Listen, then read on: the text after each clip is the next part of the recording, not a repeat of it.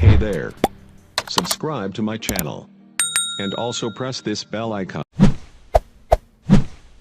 بسم الله الرحمن الرحيم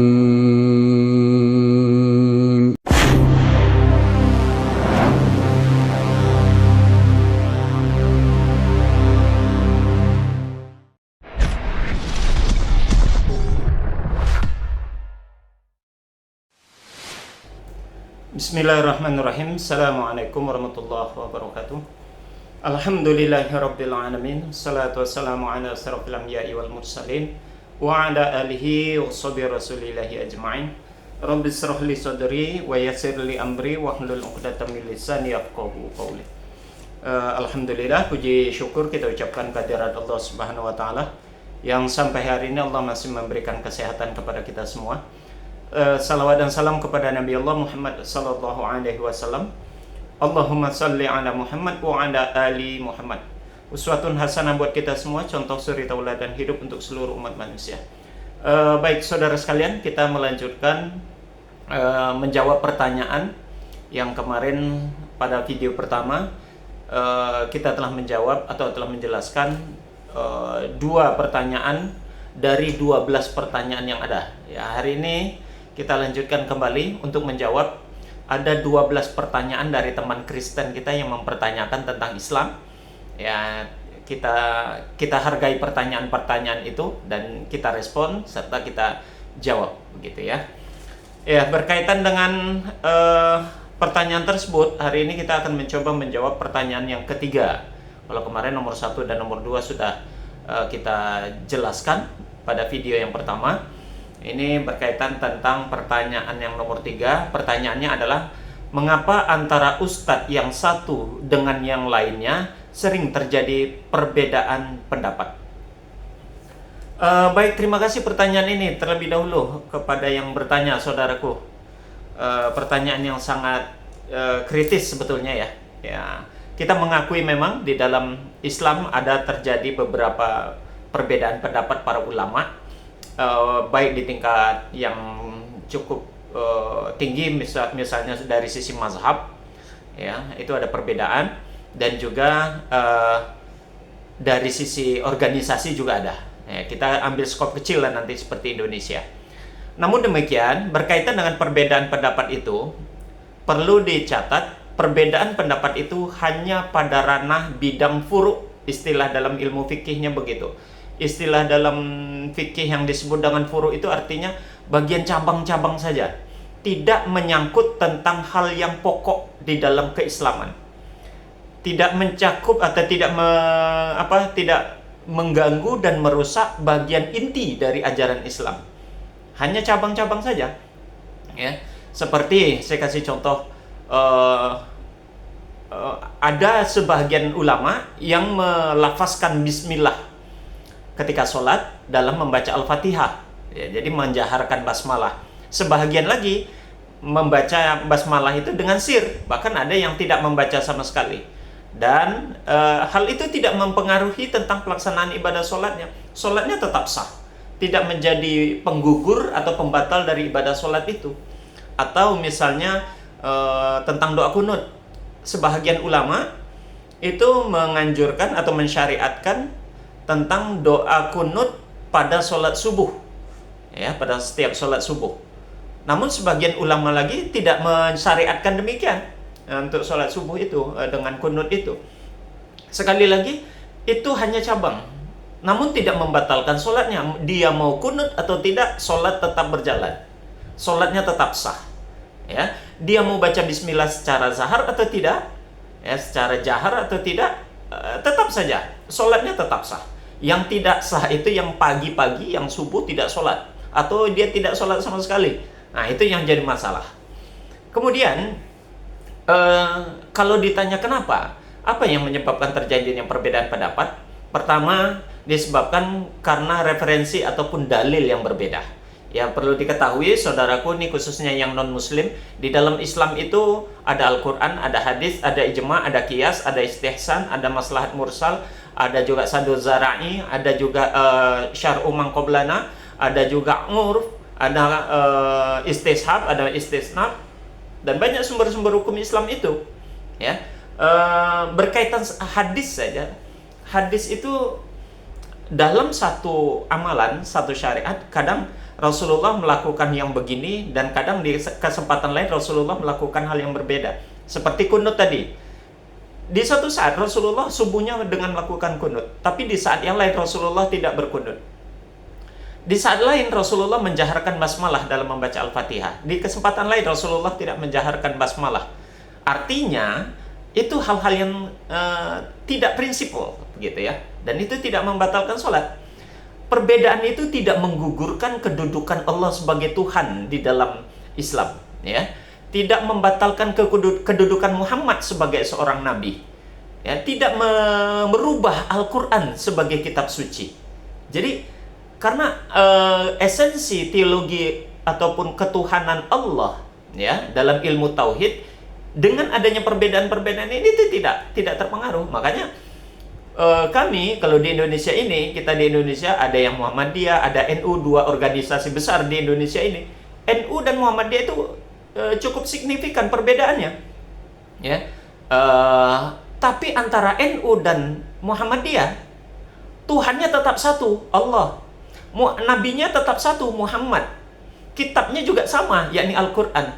Meski terjadi perbedaan, tapi tidak merubah syariat dan tidak merubah inti dari ajaran Islam. Beda halnya dengan kekristenan, ya.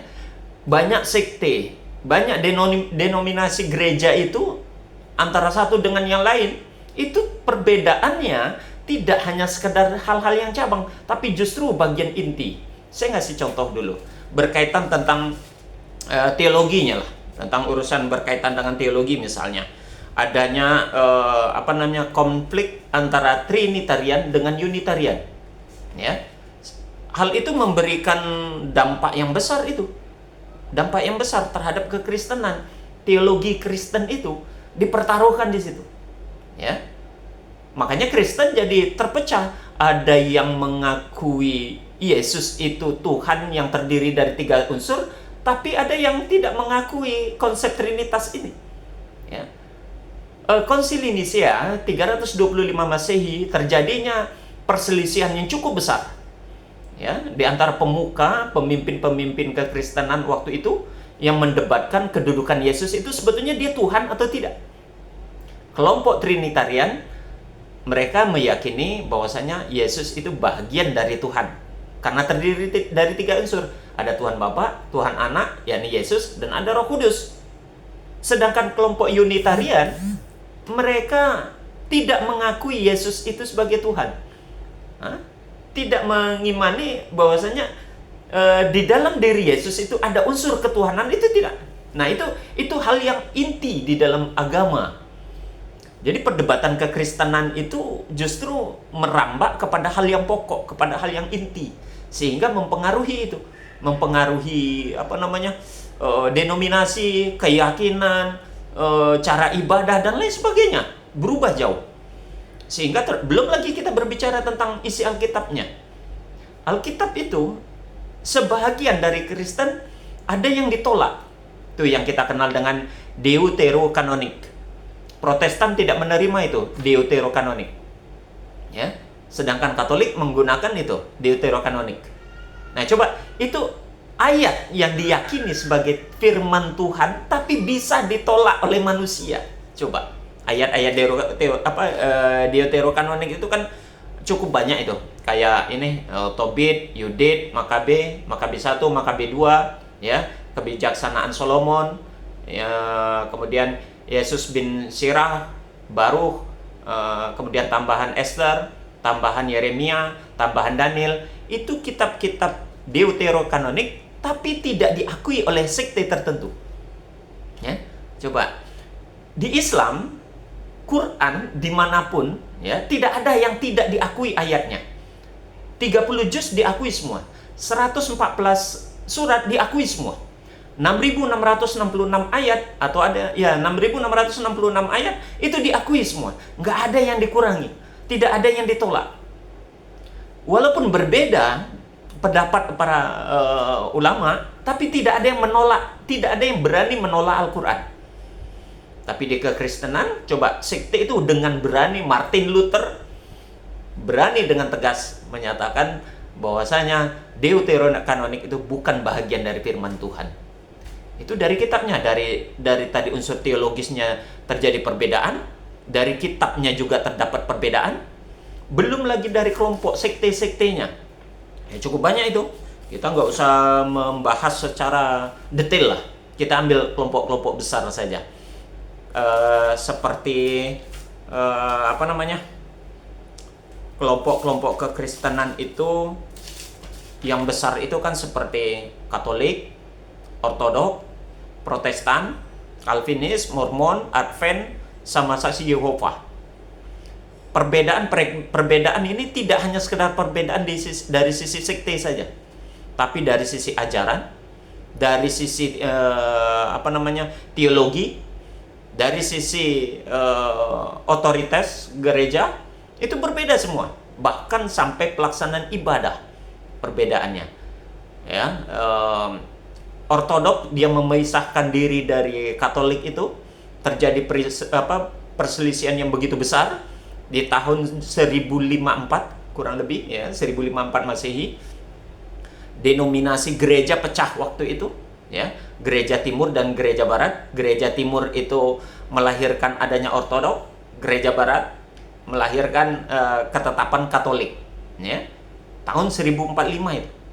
Kemudian 1517 Masehi, Protestan di bawah pimpinan Martin Luther ya, memprotes lagi kebijakan-kebijakan gereja ya.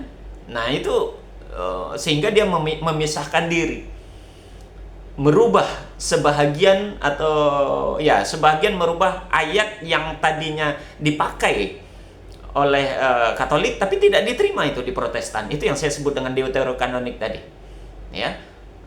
Ortodok juga demikian ya.